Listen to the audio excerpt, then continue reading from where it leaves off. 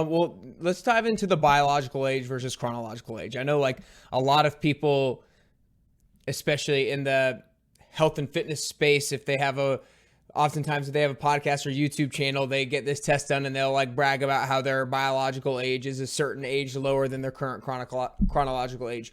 What exactly does that tell us? So if somebody's like chronological age is 50, but then they get testing done and it shows their biological age is 40, let's say, so they are technically healthier maybe than their birthday. How good of a predictor is that of actual lifespan? Is that person going to live 10 years longer than maybe a typical person would live? Give us a little bit more sense of kind of the usefulness of biological age versus chronological age. Yeah, I think, people who are saying they have these like large increases or decreases, they're probably using pretty bad clocks, right? Pretty bad biological age interpretations. I would say just generally most older clocks are not useful. I think in the last 6 months, personally, in the work we've done at True Diagnostic, I've felt like they've really started to gain momentum because of improvements we made within them. So, they may have gotten a worse name in the past because of that, or haven't been very reliable, or have, poor mean average errors. Some of the original clocks, for example, have a 4-year mean average error. So that means if the same person took the test on the same day at that same time, it could vary by up to 4 years, right? What we've done here at True Diagnostic, though, is with these newer clocks, kind of like this True Age Pace test we have, which is a really fun one. It has an error of about 0.5%, right? That's incredible. And it's actually very, very useful. So when we start to talk about biological age and chronological age, it's this idea that just because you have a chronological age of, let's say 45, you may look way older than that, right? Or you may look way younger than that. So chronological age just is not a good biomarker in and of itself. I think we're all pretty familiar with that idea. So biological age is really the idea that we're aging at this cellular level, and we're able to measure that very accurately and very precisely now. Because if you are at an increased biological age compared to your chronological age, you're at increased risk for almost every single other disease and death. And I think you asked the question, Nick, like, are you actually able to tell that? And absolutely.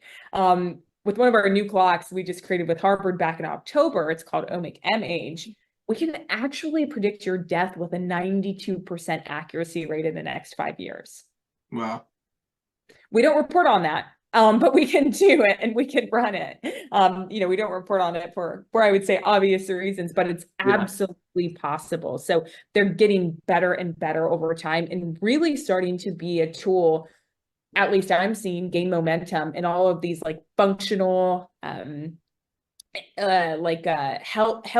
healthcare models, right? Cash pay models instead of those insurance kind of sick care based models. Wow. So basically, if we're looking for our biological age after doing one of these tests, it's essentially, we can think about it from the lens of simply, like you mentioned earlier, age is the number one risk factor for all these different diseases. And if our biological age is just lower than our chronological age, then our risk factor for just all types of diseases or all cause mortality is lower. Oh yeah, absolutely. And I think what's really cool about this too is it's tangible, right? You get your report, you get your results back, and it's either a wake up call saying, oh crap, I really didn't work out, or, stick to that promise that I made myself and was going to, eat healthy and do all of these things. But wow, I am aging a little bit faster. Let me go renegotiate the promises that I made to myself in terms of the lifestyle I want to be living, my habits, my routine. And I think it really does start to put things into perspective as an overall health picture, because I think you even hinted at this too, Nick. It's not necessarily about lifespan, right? How long we are on this earth. I don't want to live to 200 probably, period. It just seems like such a long time. But in the years I am alive, I want those to be healthy, right? I don't have children now, I'm married, but one day I want to have kids. I want them to have grandkids and watch them fall in love, right? I want to have a puppy when I'm like 80 years old and start a new business if I want to. So I think it's talking about the why and increasing the healthy years at the end of your life. For sure. No doubt about it.